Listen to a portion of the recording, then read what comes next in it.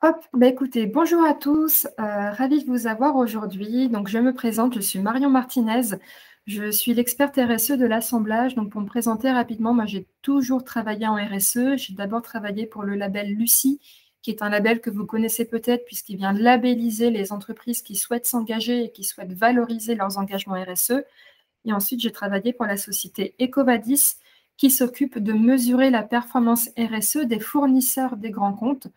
Donc, vous voyez deux expériences différentes qui finalement m'ont permis de dresser les mêmes constats. Constat numéro 1, c'est que quand on est une TPE, une PME, souvent on fait de la RSE, mais c'est du par-ci, par-là, c'est du ponctuel, ce n'est pas forcément une démarche structurée ni formalisée. Et deuxième constat, quand on fait des choses, parfois c'est difficile de faire vivre ces engagements, de les valoriser, de les communiquer. Donc c'est pour ça que j'ai créé ma société pour accompagner les TPE, PME à structurer, déployer et valoriser leur démarche RSE. Et l'objectif d'aujourd'hui, c'est de vous partager mes conseils, mes méthodes, mon expertise pour vous permettre d'en apprendre un petit peu plus sur ce qu'est la RSE et sur comment s'y prendre. Donc, voilà le déroulé d'aujourd'hui. On va passer quelques minutes sur qu'est-ce que la RSE. On verra également pourquoi, quelles sont les bonnes raisons de mettre en place une démarche RSE dans son entreprise. Par où commencer? Par quoi est-ce que l'on souhaite, par quoi est-ce que l'on peut commencer quand on veut mettre en place sa démarche RSE?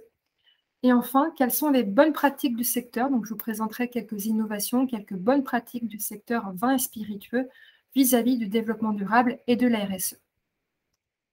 Ok, donc pour ceux qui viennent de nous rejoindre, je vous invite vraiment à participer dans le chat. Si vous avez des questions, n'hésitez pas à les écrire et j'y répondrai soit en direct, soit en fin de webinaire lors de la session de questions-réponses. Alors, commençons. Partie 1, qu'est-ce que la RSE? Alors, souvent, déjà, on fait la confusion entre le développement durable et la RSE. Là, si je faisais un petit sondage et que je vous demande, selon vous, est-ce que développement durable et RSE, est-ce que c'est pareil? Il est fort probable que vous me dites, ben non, c'est pas pareil. Alors moi, j'aimerais que l'on se mette d'accord sur une définition commune afin de partir sur de bonnes bases. Le développement durable et la RSE, c'est presque synonyme, c'est grosso modo la même chose, puisqu'en fait, on dit souvent que en RSE, il s'agit d'appliquer les principes du développement durable à son activité.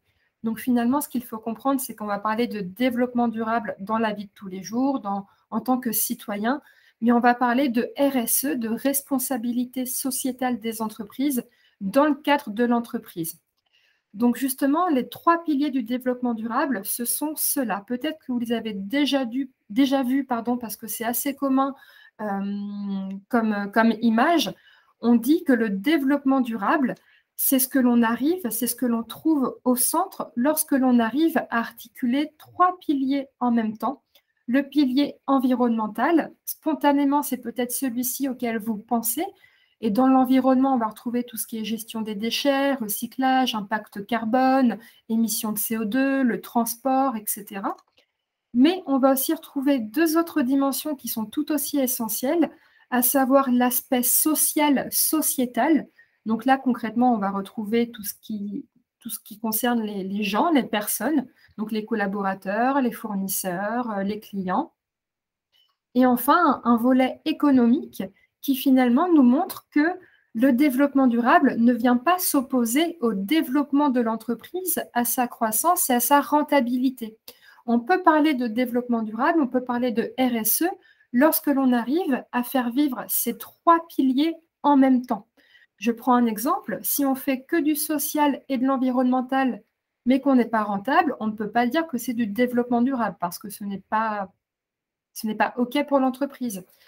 Si on est rentable, qu'on protège l'environnement, mais qu'on ne considère pas les gens et qu'on les traite mal, ça ne peut pas aller non plus. Et dernier exemple, si on est rentable, que notre entreprise fonctionne, qu'on prend soin des gens, des collaborateurs, de nos fournisseurs, de nos clients, mais que l'on ne fait pas du tout attention à notre impact environnemental, on ne peut pas parler de développement durable non plus. Donc, ce qu'il faut comprendre, c'est que ce n'est pas une notion qui date d'hier. Finalement, le tout premier rapport qui nous a alertés date de 1972, où on a montré qu'une croissance infinie dans un monde où les ressources étaient finies, il y avait un problème dans l'équation. Et ce n'est qu'en 1987 qu'on définit le développement durable comme étant un développement qui répond aux besoins du présent sans compromettre la capacité des générations futures à répondre aux leurs. On était en 1987, donc on peut considérer que les générations futures dont il parlait, c'est nous, ce sont les personnes qui travaillons aujourd'hui dans nos entreprises, qui faisons nos choix de consommation. Et il s'agit maintenant pour l'entreprise d'appliquer les principes du développement durable dans son activité. C'est ce que l'on appelle la RSE. Donc la RSE, pour synthétiser, pour résumer, c'est l'application concrète du développement durable en entreprise. Finalement, il s'agit tout simplement pour l'entreprise de faire de son mieux pour limiter l'impact négatif qu'elle peut avoir et favoriser l'impact positif qu'elle peut générer sur son environnement avec un très grand E majuscule. Moi, j'aime bien parler d'environnement avec un E majuscule parce que ça montre bien qu'on ne parle pas que de la dimension environnementale, biodiversité, nature, bien que ça en fasse partie, mais il y a aussi cette notion d'environnement, d'écosystème composé de personnes. Et ces personnes-là, c'est ce qu'on appelle des parties prenantes en RSE. Donc, pour vous citer quelques exemples de parties prenantes, on va retrouver les clients, les fournisseurs, les collaborateurs, le territoire, les associations, etc. Et donc, tout simplement, l'idée d'une démarche de RSE, c'est chercher à avoir un impact positif sur toutes les parties prenantes de l'entreprise, que ce soit des personnes avec lesquelles on collabore ou la nature, la biodiversité dans laquelle on intervient. J'espère que ça va jusque-là. N'hésitez pas à me faire signe dans le chat si vous souhaitez que l'on revienne sur une notion ou si ce n'est pas clair. Hop. Donc justement, comment est-ce qu'on fait le lien entre le développement durable et la RSE? Eh bien, grâce à une norme notamment qui s'appelle la norme ISO 26000. La norme ISO 26000, c'est la norme de référence en RSE. Elle a été créée en 2010. Elle a été définie par plus de 90 pays qui ont cherché finalement à définir ce qu'était la RSE et à faire le point sur quels étaient les thèmes que l'on pouvait retrouver en RSE. Donc, la norme ISO 26000 définit la RSE selon 7 thèmes et c'est vraiment la norme de référence en RSE. Il faut savoir aussi que cette norme n'est pas certifiable. Ça veut dire qu'on ne peut pas être certifié ISO 26000. On peut s'inspirer, on peut faire par rapport à cette norme, s'aligner sur les 7 thèmes, mais on ne peut pas être certifié ISO 26000. C'est d'ailleurs pour ça qu'il y a des labels qui existent, je vous en parlerai un petit peu après. Donc, si on fait le point sur ces 7 thèmes en RSE, on voit que finalement, on retrouve notre thème environnemental. Donc là, vous l'avez compris, on va retrouver tout ce qui fait le lien avec les déchets, le recyclage, l'impact carbone, les émissions, la consommation de nos ressources, de nos matières premières. Et on voit qu'il y a 6 autres thèmes qui font tous le lien avec une partie prenante de notre entreprise. Par exemple, les relations et les conditions de travail. Là, tout simplement, on va s'intéresser au développement de son collaborateur. Comment est-ce qu'on l'intègre dans l'entreprise? Comment est-ce qu'on le forme? Comment est-ce qu'on l'encourage à se développer? Comment on crée des conditions de motivation, bien-être au travail, qualité de vie au travail? Tout ça fait également partie de la RSE. Dans le volet droits de l'homme, on va retrouver surtout, vous savez, quand on a des fournisseurs à l'étranger, ils n'ont pas les mêmes protections que nous en tant que Français avec le droit du travail, le droit de l'environnement. Donc, dans ce thème-là, on va retrouver tout ce qui est travail décent, lutte contre le travail des enfants, protection sociale des femmes, etc. Dans ce thème-là, communauté et développement local, c'est tout ce que l'on peut faire pour notre territoire à l'échelle locale. Est-ce qu'on fait du mécénat de compétences, du mécénat financier? Est-ce que l'on fait appel à des associations, à des ESAT? Est-ce qu'on favorise l'emploi des personnes en situation de handicap? Est-ce que l'on arrive à acheter des matières premières ou toute fourniture localement? On a aussi le thème des questions relatives aux consommateurs. Donc là, vous voyez que la partie prenante associée, ce sont les clients, ce sont les consommateurs de nos produits et services. Donc là, l'idée, c'est de dire, est-ce qu'ils ont une information fiable et transparente? Est-ce qu'on suit la démarche qualité de notre entreprise? Est-ce qu'on s'assure que tout est OK pour eux? Est-ce qu'ils peuvent faire des réclamations? Est-ce qu'on traite ces réclamations rapidement? Est-ce que notre produit ou service est bon pour la santé et pour l'intégrité de notre consommateur? On va retrouver ces thèmes-là. Et enfin, un des derniers thèmes, c'est la loyauté des pratiques, où on retrouve notre partie prenante des fournisseurs. Et avec eux, on va chercher à faire attention à ce que les fournisseurs avec lesquels on travaille aient eux aussi des engagements RSE pour que ce soit cohérent et qu'il n'y ait pas d'incohérence entre nos engagements à nous et les engagements des personnes avec lesquelles on travaille. Et ces 6 thèmes-là, vous voyez, ils s'articulent autour d'un thème central qui est la gouvernance de l'entreprise. La gouvernance, finalement, c'est tout simplement tout ce qui est processus, politique, groupe de travail, toute la structuration de l'entreprise que l'on peut faire sous l'angle de la RSE afin de permettre ensuite à l'entreprise de déployer le développement durable, la RSE, dans les 6 autres thèmes. Donc, une des premières étapes à faire, c'est de faire le point sur tout ce que vous faites déjà dans chacun des thèmes, on le verra plus tard, et aussi de prioriser ces différents thèmes en fonction de votre secteur, vos objectifs et votre taille. Parce qu'on est bien d'accord pour dire que la RSE concerne toute entreprise, peu importe sa taille et son secteur d'activité. En revanche, toute entreprise n'est pas concernée par les mêmes thèmes, et donc il s'agit de les prioriser, de les hiérarchiser en fonction de 2 critères qui peuvent être par exemple le critère des attentes de vos parties prenantes et de l'impact que ça peut avoir sur votre activité. Autre sujet, il est important de ne pas laisser un thème de côté. On n'a pas le droit de dire qu'on mise tout sur le bien-être au travail et tant pis pour l'environnement, ça viendra compenser. Non, on est bien obligé de s'engager sur chacun des thèmes en RSE, de chercher à faire de notre mieux sur chacun des thèmes, mais en priorisant, hiérarchisant les thèmes principaux qui sont ceux qui ont un impact le plus fort sur notre entreprise. OK ?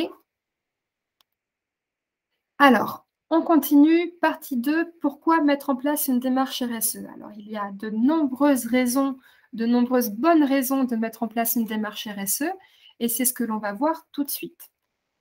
Alors, la première raison, une des premières raisons, c'est qu'il existe des urgences sociales dans le monde. Donc là, vous avez une photo du Rana Plaza.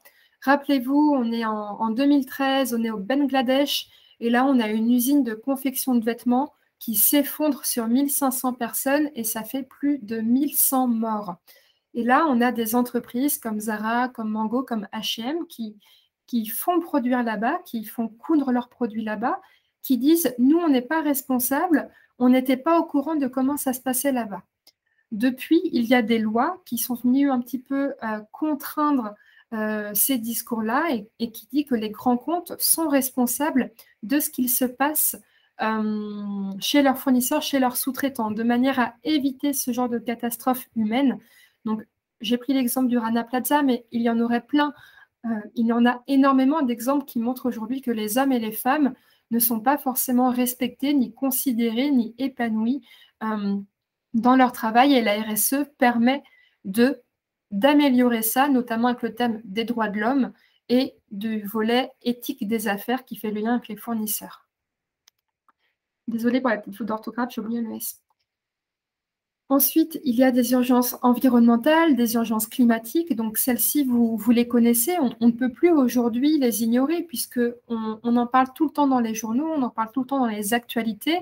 Et là, finalement, à l'écran, vous avez un dessin qui ressemble à un code barre et qui montre l'évolution du climat depuis 1850. Donc là, il faut imaginer qu'on est en 1850 et là, en 2019, on voit bien que les températures, c'est un graphique de température du bleu, c'est froid, et rouge, c'est chaud. Les températures augmentent. Et on a bien conscience aujourd'hui que ces changements climatiques sont dus aux activités humaines et que l'on soit un citoyen, un politique ou une entreprise, on fait partie de la solution puisque ce sont des solutions globales que l'on doit mettre en place. Et ce qu'il faut bien comprendre aussi, c'est la petite anecdote que j'aime bien raconter, c'est que le climat a toujours évolué, il y a toujours eu des changements climatiques, mais ce qui changeait avant sur 10 000 ans change aujourd'hui sur 250 ans. Donc on voit bien que l'échelle de temps est réduite, que ça ne fait que s'accélérer, que c'est de pire en pire, et qu'en tant qu'entreprise, en tant que dirigeant ou collaborateur, on a un rôle à jouer sur ce fléau-là.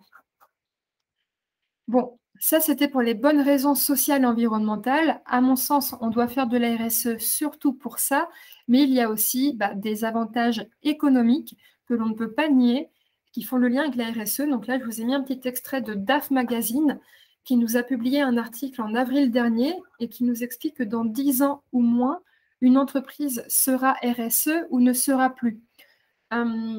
J'aime bien comparer la RSE avec le digital. Pourquoi? Parce que vous savez, il y a une dizaine, quinzaine d'années, quand on disait aux entreprises qu'il fallait avoir une présence sur Internet, une présence sur les réseaux sociaux, que c'était l'avenir et qu'elles ne pourraient pas faire sans, eh ben, les entreprises à l'époque disaient, mais qu'est-ce que tu m'embêtes avec ton digital? Moi, ça fait 30 ans que je me développe sans digital et tout se passe bien pour moi. Merci, mais non merci, ça a l'air compliqué et ça a l'air de me coûter cher.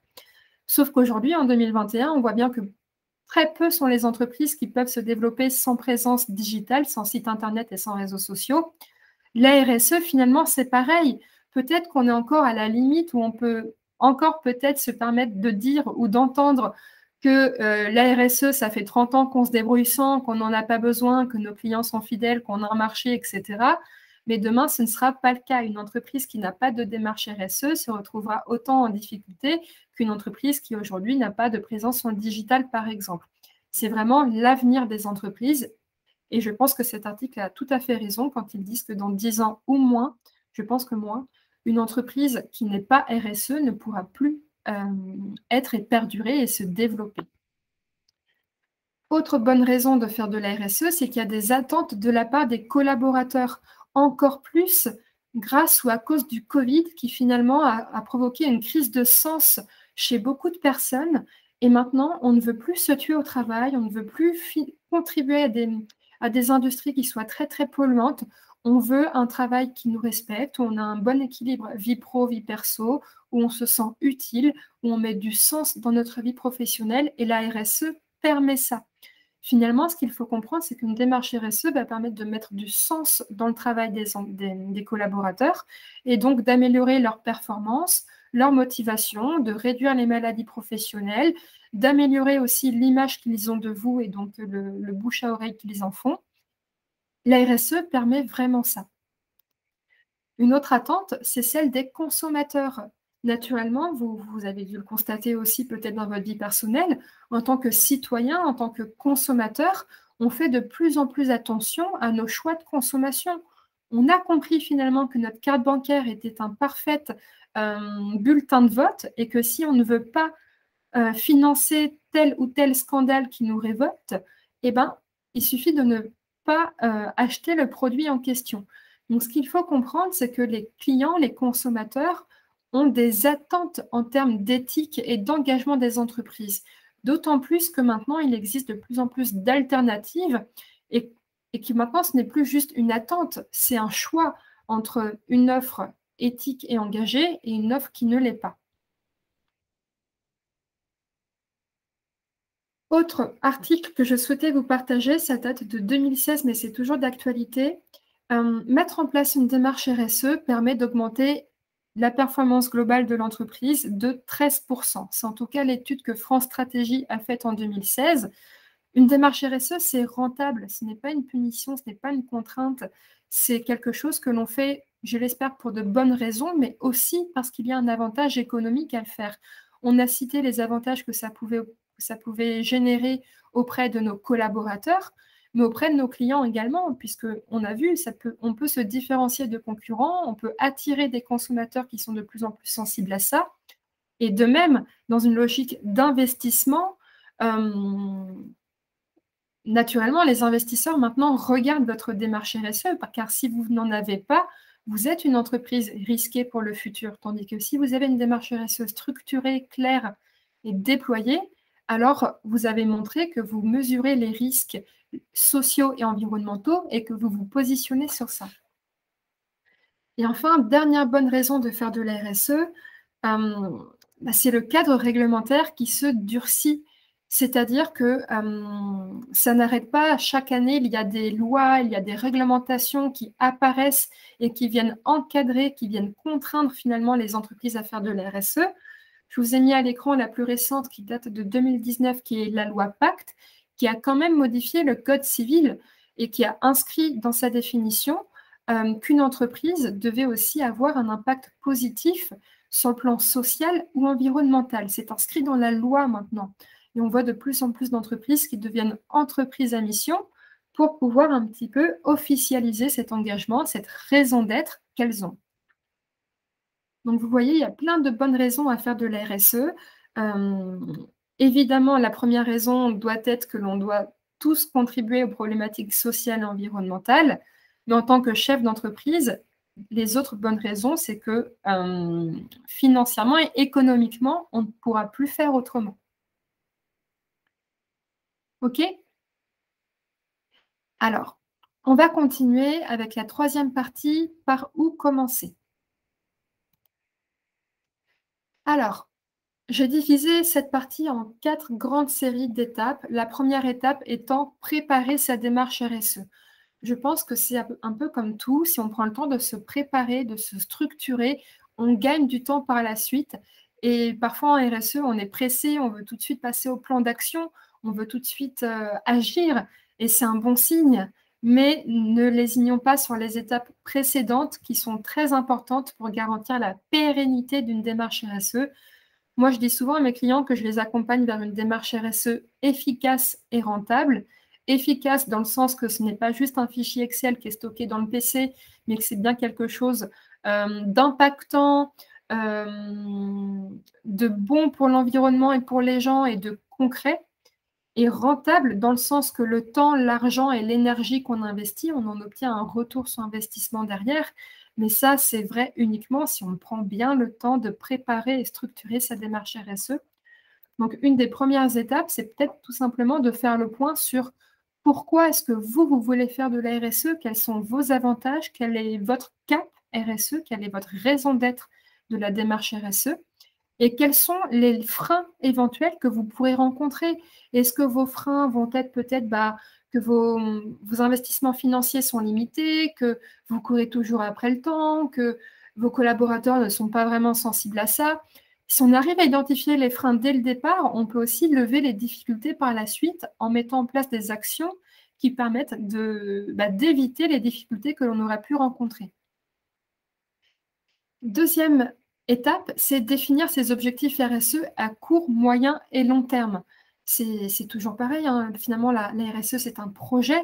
Si on arrive à définir des objectifs qui sont pertinents, qui sont réalisables, qui sont définis dans le temps, etc., hein, les fameux objectifs SMART, eh ben, on a là encore ce cap vers lequel on souhaite aller et ce sera plus facile de communiquer, de faire passer des messages si on a des objectifs associés. Se former à la RSE, je pense vraiment que c'est une étape essentielle puisque finalement, dans l'univers ou dans l'inconscient des gens, la RSE, c'est beaucoup le recyclage et les déchets ou l'environnement. Mais on l'a vu, en RSE, il y a 7 thèmes et l'environnement n'est qu'un thème sur ces 7 thèmes. Se former va permettre finalement de comprendre ce que c'est, donc d'améliorer ses connaissances, mais aussi d'obtenir les méthodes et les outils qui permettront par la suite d'économiser du temps et de se concentrer directement sur ce qui fonctionne et sur ce qui est essentiel. Je pense vraiment que se former à la RSE, former une équipe projet, devrait être une des premières étapes avant de se lancer. Et justement, en parlant d'équipe projet, on ne peut pas avoir un seul responsable RSE, ou alors si on a un responsable RSE, il doit travailler en collaboration avec les autres. Il ne peut pas travailler tout seul, puisqu'il va avoir besoin des savoirs et de l'engagement d'autres personnes dans l'entreprise. Donc, c'est pour ça qu'une des étapes avant de commencer sa démarche RSE doit être de former un groupe de travail RSE, un groupe composé de 2, 3, jusqu'à 6, 7 personnes, et d'informer les collaborateurs. On verra plus tard que cette notion de communication, d'information et de partage des informations dans son entreprise est vraiment indispensable pour la réussite de sa démarche RSE. Si on oublie cet ingrédient, notre recette ne sera pas réussie. OK? Allez, on continue. Deuxième étape, il s'agit de structurer sa démarche selon la norme ISO 26000, puisque c'est la norme la plus crédible et la plus engagée en RSE. Donc, première étape que je vous conseille, c'est de faire le point sur vos parties prenantes. c'est-à-dire faire le point sur toutes les personnes qui sont impactées de près ou de loin par votre activité. Donc, on les identifie, on les hiérarchise et on instaure un dialogue avec elles pour leur demander ce qu'elles attendent de nous, si elles sont satisfaites de nos relations avec elles, qu'est-ce que l'on peut améliorer vis-à-vis de la RSE pour elles, etc. Cette étape, elle est indispensable également. Une démarche RSE ne se fait pas tout seul dans son coin. Je vais prendre un exemple. On ne peut pas mettre en place une démarche de qualité de vie au travail, de bien-être au travail, sans avoir demandé à nos collaborateurs comment ils se sentent déjà aujourd'hui en entreprise et qu'est-ce qu'ils attendent, qu'est-ce qu'ils souhaiteraient pour progresser, pour améliorer leurs conditions de travail. Ce n'est pas à nous, dirigeants, de le deviner. On ne peut pas le deviner. Le mieux, c'est de le demander. Et c'est vrai pour chacune des parties prenantes, avec nos fournisseurs également, avec nos clients également. Deuxième étape, ça va consister à prioriser ces enjeux RSE en fonction de notre activité et de l'attente de nos parties prenantes. Hein, on l'a vu, on ne peut pas tout faire, il ne s'agit pas d'être parfait partout, il s'agit surtout de faire de notre mieux, faire de son mieux sur les sujets qui sont les plus prioritaires, qui sont les plus pertinents par rapport à notre taille et notre secteur d'activité et aussi par rapport aux attentes de nos parties prenantes.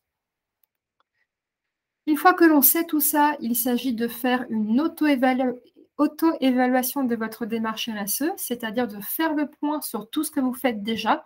Finalement, c'est un diagnostic, hein, c'est une photo à l'instant T de qu'est-ce que vous faites déjà. Et souvent, cette étape, elle vient rassurer les entreprises parce qu'elles se rendent compte qu'elles font déjà de la RSE sans le savoir et que quand on a une politique achat, quand on a une politique RH, eh ben, on fait déjà des choses qui contribuent à la démarche RSE. Une fois que l'on a ça, n'oublions pas, une fois de plus, d'impliquer ces équipes, de ne pas faire ça dans leur dos, de ne pas cacher la mise en place d'une démarche RSE, parce qu'on va vraiment avoir besoin de leur soutien, de leur implication par la suite. Et ce n'est pas une fois que le plan d'action est construit qu'il faut leur dire, bon, bah, maintenant, aidez-nous à déployer le plan d'action. Il faut les impliquer le plus tôt possible dans la démarche. OK? Hop. Troisième bloc d'étapes, ça consiste à déployer sa démarche RSE. Une fois qu'on a fait le point sur ce que l'on faisait déjà, qu'on a identifié nos parties prenantes, qu'on a priorisé nos enjeux, et ben, tout naturellement va pouvoir se construire votre plan d'action. Un plan d'action qui doit vraiment être en mode amélioration continue, avec des projets, enfin une équipe projet associée, des moyens humains et financiers associés, des sous-étapes, des timings, des priorités, un plan d'action comme un autre, comme on pourrait le trouver dans d'autres projets, mais vraiment dédié à la RSE. Là encore, on n'oublie pas de sensibiliser et faire participer ces équipes. Vous verrez, cette phrase reviendra à chacune des étapes parce que là encore, une démarche RSE ne se fait pas tout seul dans son coin, surtout si on veut qu'elle soit efficace et rentable. Ne pas oublier également de s'engager sur des indicateurs pertinents et concrets. Une démarche RSE, ça doit se mesurer et on doit pouvoir dire combien de pourcents, quel est le taux, combien de choses. On doit pouvoir mesurer sa démarche RSE. Et pour ça, on peut s'appuyer sur un de mes partenaires qui s'appelle ZEI, qui a créé une plateforme de pilotage de ces indicateurs RSE. Donc, c'est vrai que c'est très concret, très pertinent et en plus de ça, assez visuel. Donc, que ce soit un fichier Excel ou via ZEI, peu importe, mais il est vraiment indispensable de piloter sa démarche RSE au travers d'indicateurs que l'on pourra faire évoluer et également évaluer d'année en année. Et travailler en mode amélioration continue, c'est vrai que je l'ai déjà dit, mais c'est important d'insister là-dessus parce que une démarche RSE, c'est pour toute la vie. Vous voyez, c'est pas, on ne va pas mettre en place une démarche RSE en 2021 et la laisser tomber en 2023. On va mettre en place une démarche RSE en 2021 pour qu'elle vive et qu'elle perdure tout au long de la vie de l'entreprise. Ça fait partie de l'ADN de l'entreprise et ça fait partie de la vie de l'entreprise. Et c'est pour ça qu'il faut vraiment travailler en mode amélioration continue pour progresser, revenir sur ce qui a plus ou moins bien fonctionné. La logique PDCA que vous connaissez probablement, Plan, Do, Check et Act. En RSE, c'est vraiment ça tout le temps. Tous les ans, on devrait revoir notre plan d'action et apprendre de nos erreurs pour progresser et continuer à faire vivre cette démarche-là. Enfin, dernier bloc d'étapes, c'est, à mon sens, un des plus importants et c'est souvent celui qui est oublié par les entreprises et qui fait échouer les démarches RSE. Communiquer et valoriser sa démarche. Je n'ai pas arrêté de vous dire qu'une démarche RSE était rentable, que ça permettait de fidéliser ses collaborateurs, d'attirer des candidats qui se retrouvent dans vos valeurs, d'attirer des clients, de se différencier des concurrents. Tout ça, c'est vrai si et seulement si nos clients, nos collaborateurs, nos candidats, etc., sont au courant de notre démarche RSE. Si personne n'est au courant, on ne pourra jamais obtenir le retour sur investissement que je vous promets. C'est pour ça qu'il est vraiment très important de communiquer et valoriser sa démarche en interne et en externe. Et finalement, je ne sais même pas si on devrait le mettre en étape 4. Je pense qu'on devrait le mettre en étape tout le long de 1 à 2 à 3 et ainsi de suite. Pour cela, qu'est-ce que l'on peut faire? Eh ben, je pense qu'il est important de se former aux techniques de communication responsable et d'animation de sa démarche pour apprendre à faire vivre, à communiquer, à valoriser ses engagements en interne et en externe. Sensibiliser et faire participer ses équipes, oui, là encore, tout le temps finalement. Donc, un atelier que je fais souvent en début de mission RSE, c'est la fresque du climat. Je ne sais pas si vous connaissez, la fresque du climat, c'est un atelier qui permet de se sensibiliser au changement climatique et de comprendre les causes et les conséquences du changement climatique sur nos vies et nos activités d'entreprise. Donc, une fois qu'on a compris ça, la démarche RSE prend tout son sens. On a vraiment besoin de sensibiliser, de faire savoir le pourquoi du développement durable et le pourquoi de la démarche RSE à ses équipes, à ses collaborateurs. Sans ça, ils ne pourront pas participer, ils ne comprendront pas pourquoi est-ce qu'on leur demande de changer leur manière de travailler ou d'évoluer leur process, etc. Je vous ai mis également, vous pourrez cliquer dessus pour le retrouver quand vous recevrez le PowerPoint, les événements RSE 2021 et vous recevrez bientôt le 2022 qui finalement permet de voir que tout au long de l'année, il y a plein de bonnes raisons de faire de la RSE et de sensibiliser, de mettre le sujet sur la table. Je pense notamment à la Journée mondiale du climat, la Journée mondiale pour les océans, à la Semaine européenne sans le plastique, etc. Profitons de ces événements, profitons de ces journées mondiales et de ces semaines engagées pour faire vivre notre démarche RSE. Hop, autre étape à faire consiste à mettre en place un plan de communication et de valorisation en interne et en externe. Vraiment, une démarche RSE, si on ne la fait pas vivre, elle ne va pas vivre toute seule, elle va s'estomper. Et vous allez me dire, Marion, ça nous a pris du temps et de l'argent, mais ça ne m'a rien rapporté. C'est vraiment très important de communiquer et de faire vivre sa démarche en interne et en externe.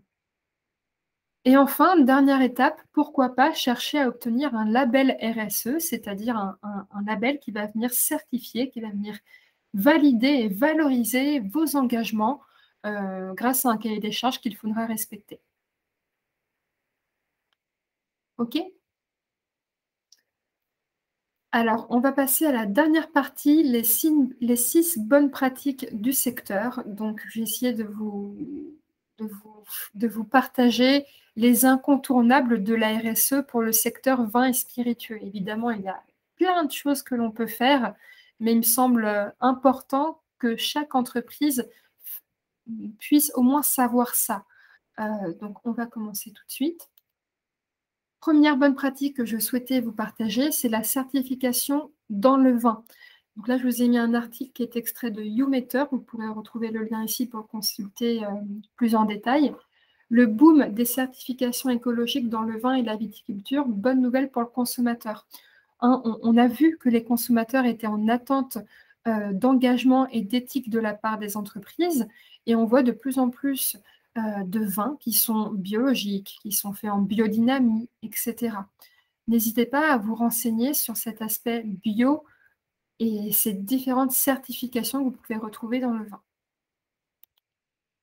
Autre exemple, vous avez les bouteilles recyclées en papier. Il existe de plus en plus d'innovations sur ce sujet-là. Donc là, je vous ai mis des exemples des bouteilles Le Filtre, qui sont des bouteilles de vodka et qui sont faites en verre 100% recyclé. Autre innovation, Johnny Walker qui va produire une bouteille 100% en papier pour 2021. Vous pouvez aller voir, c'est une bouteille noire, elle est assez originale. Il y a de plus en plus d'innovations qui existent vis-à-vis des déchets que génèrent nos activités. Je pense que des déchets recyclés, c'est bien, mais cherchons le plus possible à réduire nos déchets ou à réduire l'utilisation de produits qui ne sont pas recyclables. On voit ça aussi pour toutes les autres choses que l'on retrouve sur nos bouteilles, à savoir le bouchon, les étiquettes. Il y a de plus en plus d'innovations et d'entreprises qui proposent des bouchons biosourcés, des étiquettes en herbe ou en papier avec une colle sans solvant, etc. Donc n'hésitez pas, là encore, à vous renseigner ou à faire appel à notre expertise pour voir comment faire évoluer votre contenant vers un contenant plus engagé et plus responsable. Certification HVE, haute valeur environnementale. Donc, vous êtes probablement nombreux à déjà avoir cette certification. Cette certification environnementale, finalement, permet de reconnaître quelles sont les exploitations engagées dans des démarches qui font particulièrement attention, qui prennent soin de l'environnement. Donc, on va retrouver là tout ce qui est pesticides, consommation d'eau, etc. Donc, que vous soyez, n'hésitez pas à faire attention à ce label-là et à regarder si vos fournisseurs l'ont ou si vous-même, ça aurait du sens de l'avoir, puisque c'est une belle reconnaissance et c'est vraiment un incontournable pour votre secteur d'activité. Hop, la dimension locale, on l'a vu, ça fait également partie de la RSE. Donc là, je vous ai mis un exemple d'une bouteille, donc un gin sans alcool, 100% bio et aussi presque 100% local, puisqu'ils se fournissent chez un fournisseur de Nice et vont de plus en plus essayer de vraiment se cantonner au département 47. Je vous ai mis un exemple, mais j'en ai trouvé beaucoup. Il y a de nombreuses entreprises qui de plus en plus cherchent à s'approvisionner de manière locale sur leur territoire. Donc, c'est un exemple aussi à suivre, c'est une bonne pratique de laquelle s'inspirer. Le choix de ces fournisseurs, on l'a vu tout à l'heure en début de webinaire, on peut avoir les plus beaux engagements RSE du monde. Si on fait travailler des fournisseurs, des sous-traitants qui ne partagent pas nos engagements et nos valeurs, eh bien, c'est très incohérent et on ne peut pas dire qu'on est 100% engagé. Donc, n'hésitons pas à faire attention à l'engagement RSE de nos fournisseurs. Peut-être que vous pouvez les évaluer via EcoVadis. EcoVadis qui permet donc d'évaluer ces fournisseurs sous des critères communs afin de mesurer leurs engagements sur le plan social, environnemental, éthique et leurs propres achats aussi, c'est-à-dire que les fournisseurs de nos fournisseurs viennent forcément impacter nos engagements et notre démarche RSE à nous. On peut aussi éventuellement signer ou faire signer à nos fournisseurs la charte des relations fournisseurs responsables, qui vient un petit peu engager moralement le fournisseur sur comment est-ce qu'il peut travailler avec nous.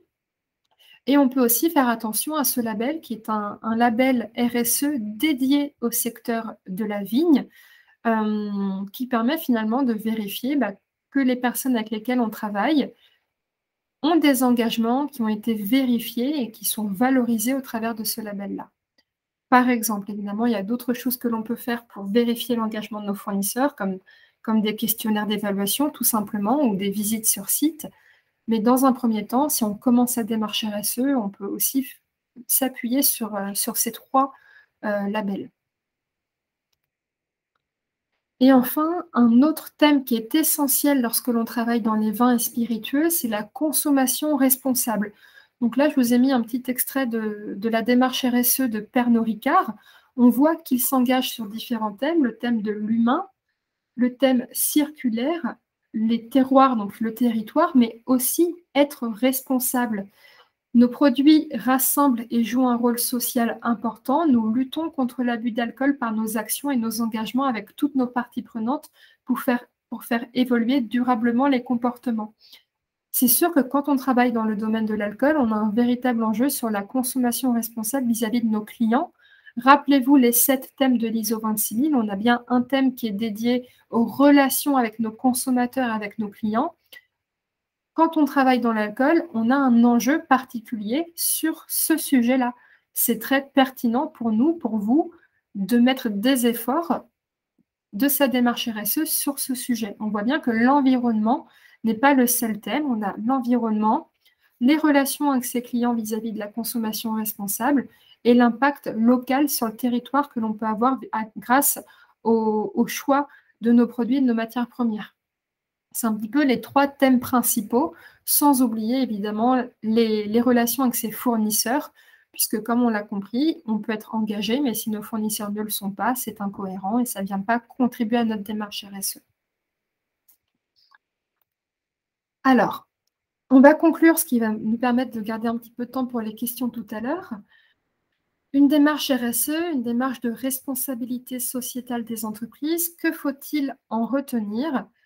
Déjà, une démarche RSE, c'est aller au-delà des réglementations, c'est-à-dire que respecter le code du travail ou le code de l'environnement, ce n'est pas de la RSE. Aucune entreprise ne peut se féliciter de ne pas jeter des produits chimiques dans l'océan, puisque de toute manière, c'est déjà interdit, par exemple. C'est une approche multi-parties prenantes. Ça, c'est vraiment essentiel à intégrer et à comprendre. On ne fait pas de la RSE tout seul dans son coin, on ne fait pas de la RSE pour soi, on fait de la RSE pour limiter l'impact que l'on a sur les différentes personnes qui font partie de la vie de notre entreprise de près ou de loin.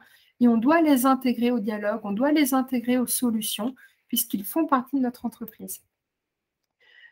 Je dis souvent que la RSE, ce n'est pas la révolution. Il s'agit surtout de mettre du bon sens, du respect et de la bienveillance dans son activité professionnelle. Ce n'est pas beaucoup plus compliqué que ça finalement. Donc, gardez bien ces mots en tête, bon sens, respect et bienveillance. Et essayez dans chacune de vos actions au travail de vous dire, tiens, est-ce que là je fais preuve de bon sens? Est-ce que je respecte les gens et l'environnement? Est-ce que j'agis en bienveillance avec les personnes avec lesquelles je communique ou j'interviens? Si la réponse est oui à chaque fois, il y a de bonnes chances que ce soit déjà de la RSE. Il y a de nombreux avantages à mettre en place une démarche RSE, donc on l'a vu, de nombreux avantages économiques pour l'entreprise. C'est le futur des entreprises, on l'a vu également, on ne pourra pas continuer à se développer si on n'a pas de démarche RSE, parce qu'il y a des attentes de la part de nos parties prenantes, que ce soit des collaborateurs, des candidats ou des clients, et également parce que le monde dans lequel évolue a des ressources de plus en plus limitées, a des problématiques de déchets de plus en plus grandissantes. On ne peut pas ignorer ces problématiques-là. En tout cas, si on les ignore, on se retrouvera en difficulté pour la suite. C'est comparable à l'émergence du digital il y a 10 ans. On se rappelle bien que l'émergence d'Internet n'a pas ravi tout le monde et pourtant on y est tous passés et on n'a pas le choix. La RSE, c'est pareil, on y passera tous, on n'a pas le choix non plus. C'est un projet fédérateur, ça vient mettre du sens, ça vient vraiment créer un sentiment d'équipe dans l'entreprise. C'est vraiment très bien pour ça, encore plus dans ces périodes actuelles où on a besoin d'avoir des projets qui rassemblent les gens, qui mettent du sens. Pourquoi? Parce que tout le monde s'inquiète de son avenir, que ce soit de manière altruiste ou non, on est tous inquiets de notre avenir et de celui de nos enfants. Et la RSE, le développement durable, permet de répondre à ces inquiétudes-là. C'est un levier de sortie de crise, que ce soit des crises sanitaires, mais aussi climatiques, sociales, environnementales, auxquelles nous devrons faire face ces prochaines années. Ce n'est pas une punition ni une contrainte, évidemment.